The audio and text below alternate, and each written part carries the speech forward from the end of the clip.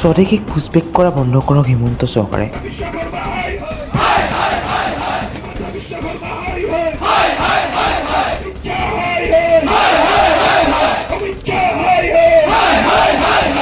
বিদেশী নামত মুছলমানৰ ওপৰত অত্যাচাৰ কৰা সহ্য কৰা নহ'ব।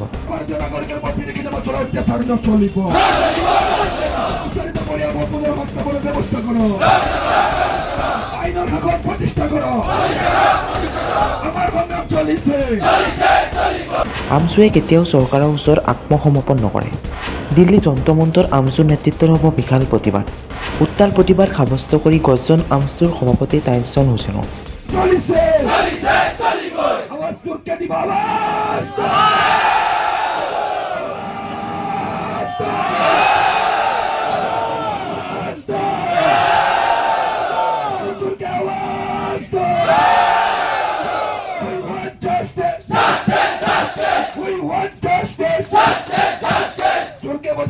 শব্দ শুনিব লাগিব হিমন্ত বিশ্ব শৰ্মাই।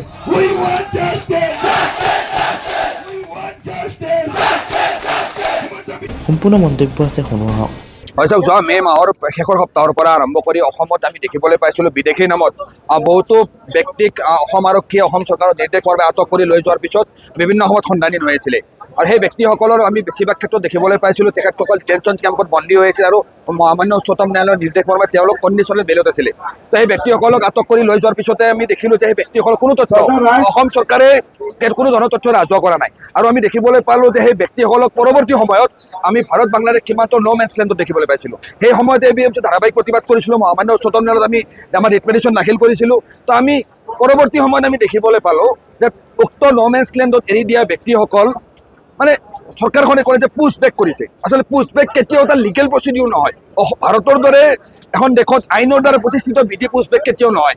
ডিপৰ্ট কৰিব লাগিব, ডিপৰ্টেশ্যন ৰাখিব লাগিব। কিন্তু ডিপৰ্টেশ্যনৰ যিটো প্ৰচিডিউৰ সম্পূৰ্ণৰূপে ভৰিৰে মোৱাৰি এজন নাগৰিকৰ আৰ্টিকেল 14, আৰ্টিকেল 19, আৰ্টিকেল 21, আৰ্টিকেল 22 নিৰ্ধাৰণ কৰা যে সাংবিধানিক অধিকাৰ সম্পূৰ্ণভাৱে নস্যাৎ কৰি হিমন্ত বিশ্ব শৰ্মা ডাঙৰীয়া নেতৃত্বাধীন অসম চৰকাৰখনে বেআইনীভাৱে মানে কাষৰ চুবুৰীয়াৰ ঘৰত জাবৰ দলিয়াই দিয়াৰ নিচিনাকে মানে ভাৰতীয় নাগৰিকক বিদেশীৰ সন্দেহত বা বিদেশীৰ নামত দলিয়াই দিছে। This is not push out, this is throw' out. ভাৰতীয় নাগৰিকক বিদেশী সজাই সীমা পাৰ কৰাই দলিয়াই দিছে। আৰু এয়া ভাৰতৰ সংবিধানৰ আৰ্টিকেল 14 আৰু সামগ্ৰিকভাৱে মৌলিক অধিকাৰৰ সম্পূৰ্ণভাৱে বিৰোধিতা। তদুপৰি আমি দেখিবলৈ পাইছোঁ যে বহুতো ব্যক্তিক আটক কৰি লৈ যোৱাৰ পিছত সেই ব্যক্তিসকলক কোনো সন্ধান পোৱা নাই, কোনো ধৰণৰ নটিছ পৰিয়ালক দিয়া হোৱা নাই, কোনো ধৰণৰ কথা পৰিয়ালক জনোৱা হোৱা নাই। আৰু এই ব্যৱস্থাৰ দ্বাৰা ভাৰতৰ সংবিধানৰ আৰ্টিকেল 22 যি আৰ্বিট্ৰেৰী ডিটেনশ্যন আৰু এৰেষ্টৰ পৰা যি প্ৰটেকশ্যন দিছে সেই আৰ্টিকেল 22 সম্পূৰ্ণভাৱে ভংগ কৰিছে। তো এই ব্যৱস্থাৰ বিৰুদ্ধে আমি প্ৰতিবাদ সাব্যস্ত কৰিছোঁ। আমি ABMC দাবী জনাইছোঁ যে অসমত বিদেশী ন্যায়াধিকৰণৰ যিটো ত্ৰুটিপূৰ্ণ ব্যৱস্থা, অসম আৰক্ষীৰ সীমান্ত শাখাৰ যিটো মানে বায়াছনেছ, অসম আৰক্ষীৰ যিটো বায়াছনেছ সেয়া আৰ্টিকেল 14 ইকুৱেলিটি বিফৰ ল সম্পূৰ্ণভাৱে নস্যাৎ কৰিছে। আৰু ইয়াৰ বিৰুদ্ধে আমি প্ৰতিবাদ সাব্যস্ত কৰিছোঁ। 2019 চনৰ 31 আগষ্টত প্ৰকাশ পোৱা চূড়ান্ত NRC বাকী থকা কামখিনি এতিয়ালৈকে সম্পূৰ্ণ কৰা হোৱা নাই। মহামান্য উচ্চতম ন্যায়ালয়ে নিৰ্দেশ দিছে যে এপিল প্ৰচেছ আৰম্ভ কৰিব লাগে, নেশ্যনেল আইডেণ্টিটি কাৰ্ড ইছ্যু কৰিব লাগে। সেই দাবী আজি ABMC পুনৰ উত্থাপন কৰিছোঁ। NRC চূড়ান্ত তালিকা প্ৰকাশ পোৱাৰ পিছত সদৌ অসম ছাত্ৰ সন্থা বা অসম চৰকাৰে কি কৈছে যে আমি এখন NRCক লৈ সন্তুষ্ট নহয়, ইয়াত বাংলাদেশী নাম অন্তৰ্ভুক্ত হৈছে। আমি প্ৰশ্ন কৰিছোঁ মানে আপোনালোক কেতিয়া NRCক লৈ সন্তুষ্ট হ'ব? মানে অসমৰ 1.5 কোটি মুছলমান গৈ মানে বাংলাদেশৰ ন' মেন্স লেণ্ডত গৈ আমি তাতে থাকিলে আপোনালোক সন্তুষ্ট হ'ব নেকি? সেই প্ৰশ্ন আমি প্ৰতিবাদস্থলীৰ পৰা উত্থাপন কৰিছোঁ। আমি এটা কথাই কৈছোঁ যে প্ৰকৃত ভাৰতীয় নাগৰিকৰ সংবিধান প্ৰদত্ত অধিকাৰ এনেকৈ কাঢ়ি লোৱা ব্যৱস্থা আমি কেতিয়াও ABMC মানি নলওঁ। আমি অনাৰেবল সুপ্ৰিম কোৰ্টৰ নিৰ্দেশমৰ্মে আজি গুৱাহাটী উচ্চ ন্যায়ালয়ত ৰিট পিটিশ্যন আজি আমি দাখিল কৰিছোঁ। এই সামগ্ৰিক ব্যৱস্থা বন্ধ কৰাৰ দাবী জনাইছোঁ।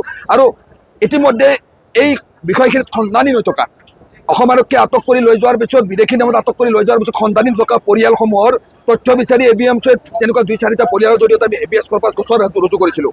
সেই গোচৰত আমি দেখিবলৈ পাইছোঁ আজিৰ তাৰিখত অসম চৰকাৰে জনাইছে, যোৱাকালি অসম চৰকাৰক জনাইছে যে তেওঁলোকক কোকৰাঝাৰৰ চৰাইখোলাত থকা 7 APBNৰ হোল্ডিং কেম্পত লাগিছে। হোল্ডিং কেম্প কি হয়? What is holding camp? Detention camp আছে, ট্ৰেনজিট কেম্প আছে, what is holding camp?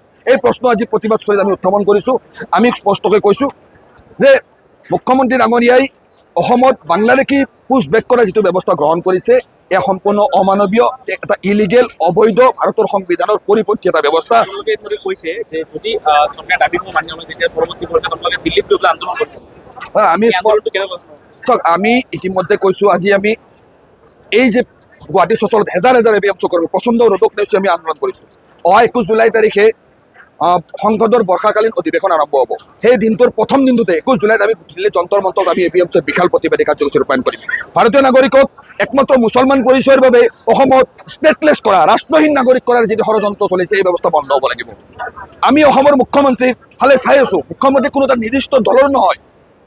whether I have voted for him or not voted for him, Dr. Himanta Biswa Sarma is still our chief minister. তেওঁ সাংবিধানিক পদবীত বহি আছে। তেওঁ সাংবিধানিক পদবীত বহি থাকি এনেকুৱা বায়েছ আচৰণ কিয় কৰিছে এই প্ৰশ্ন কৰিছোঁ। আজি গোৱালপাৰা হাছিলা বিলতে হওক, বঙাইগাঁৱতে হওক, ধুবুৰীতে হওক, বাছি বাছি ভূমিহীন সংখ্যালঘু মুছলমান পৰিয়ালক উচ্ছেদ চলাইছে। যিখিনি পৰিয়ালে আজি নদীত গৰাখহনীয়াত মাটি হেৰুৱাই আজি যুগ যুগ ধৰি চৰকাৰী মাটিত বসবাস কৰি আছিল, ডেফিনেটলি টাৰ্গেট কৰিছে। তো এই ব্যৱস্থা আমি কেতিয়াও মানি নলওঁ। সংবিধানৰ উৰ্ধত কোনো নহয়, হিমন্ত বিশ্ব শৰ্মা সংবিধানৰ উৰ্ধত নহয়। আমি হিমন্ত বিশ্ব শৰ্মাক দাবী জনাইছোঁ যে শীঘ্ৰে এই অমানৱীয় অস্ত্ৰ বন্ধ কৰি ভূমিৰ ব্যৱস্থা প্ৰদান কৰিব লাগে। অমানৱীয় পুষ্পেক বন্ধ হ'ব লাগে, বিদেশী নামত হাৰাশাস্তি বন্ধ হ'ব লাগে, আৰু যিসমূহ ব্যক্তিক ন'মেজ লেণ্ডত এৰি দিয়া হৈছিল সেই ব্যক্তিসমূহক অতি শীঘ্ৰে ন'মেজ লেণ্ডৰ পৰা ঘূৰাই আনিব লাগে বা বাংলাদেশৰ লগত আলোচনাত ঘূৰাই আনিব লাগে। কাৰণ যদি ইমানেই বাংলাদেশক যদি খেদিব বিচাৰিছে তেতিয়াহ'লে বাংলাদেশৰ লগত কিয় এখন বিদেশী প্ৰত্যৰ্পণ চুক্তি নাই, কিয় ট্ৰিটি নাই, সেই প্ৰশ্ন আমি উত্থাপন কৰিছোঁ। মুঠৰ ওপৰত আমাৰ কথা এটাই, প্ৰকৃত ভাৰতীয় নাগৰিকৰ ওপৰত হিমন্ত বিশ্ব শৰ্মা ডাঙৰীয়া নেতৃত্বাধীন চৰকাৰখনে চলি থকা আন্দোলনৰ বিৰুদ্ধে আমাৰ সংগ্ৰাম চলিছে, চলিব। কোনোবা ব্যক্তি, কোনোবা সংগঠনে হিমন্ত বিশ্ব শৰ্মা ডাঙৰীয়াক ভয় কৰিব পাৰে, চাৰেণ্ডাৰ কৰিব পাৰে হিমন্ত বিশ্ব শৰ্মাৰ সন্মুখত। APMC চাৰেণ্ডাৰ কৰা নাছিল, নাই, ভৱিষ্যত দিনত নকৰে। আমি জনগণৰ স্বাৰ্থৰ আগত ৰাখি ন্যায় নিৰাপত্তা আৰু অধিকাৰৰ সংগ্ৰাম আগন্তুক দিনত আগবঢ়াই লৈ যাম। ঠিক আছে, এটা প্ৰশ্ন আছিলে। প্ৰমোদ বড়োই যোৱাকালি ক'লে যে BTCৰ আগন্তুক নিৰ্বাচনত আগ্ৰামা মহিলাৰ যুঁজ ট্ৰাম্পৰ লগত হ'ব। আপুনি কি ক'ব বিচাৰে? নাই, এতিয়া আমিতো স্পষ্টকৈ কৈছোঁ যে প্ৰমোদ বড়ো ডাঙৰীয়াৰ কথাৰ আজিৰ তাৰিখত যে কিবা ভেলু আছে আমি নাভাবোঁ। প্ৰমোদ বড়ো ডাঙৰীয়াই 2025 চনত যেতিয়া BTC নিৰ্বাচনৰ কাৰণে প্ৰচাৰ চলাইছিল সেই সময়ত তেখেতে যিখন নিৰ্বাচনী ইস্তাহাৰ জাৰি কৰিছিল সেই ইস্তাহাৰখনৰ এটা কপি চাব, সেই ইস্তাহাৰৰ এটা দাবী পূৰণ কৰিব নোৱাৰিলে। ঘৰে ঘৰে চাকৰি, ঘৰে ঘৰে ভূমি হত্যা, এইবিলাক দাবী ক'ত গ'ল? প্ৰমোদ বড়ো ডাঙৰীয়া এজন সাংঘাতিক মিছলীয়া ব্যক্তি। অসমৰ BTCৰ 16জন ব্যক্তিক আৰক্ষীয়ে আটক কৰি লৈ যোৱাৰ পিছত, বিদেশীৰ কণ্ঠত আটক কৰি লৈ যোৱাৰ পিছত এতিয়ালৈকে নিৰুদ্দেশ হৈ আছে। 2জন ব্যক্তিৰ সন্ধান আমি APMC ওলাবলৈ সক্ষম হৈছোঁ, কিন্তু এতিয়ালৈকে প্ৰমোদ বড়ো ডাঙৰীয়াই এই ক্ষেত্ৰত বা UPPL দলে এই ক্ষেত্ৰত কোনো ধৰণৰ সংখ্যালঘু ৰাইজৰ কাষত থিয় দিয়া নাই। ইয়াৰ প্ৰতি উত্তৰ আগন্তুক 2025 এই যে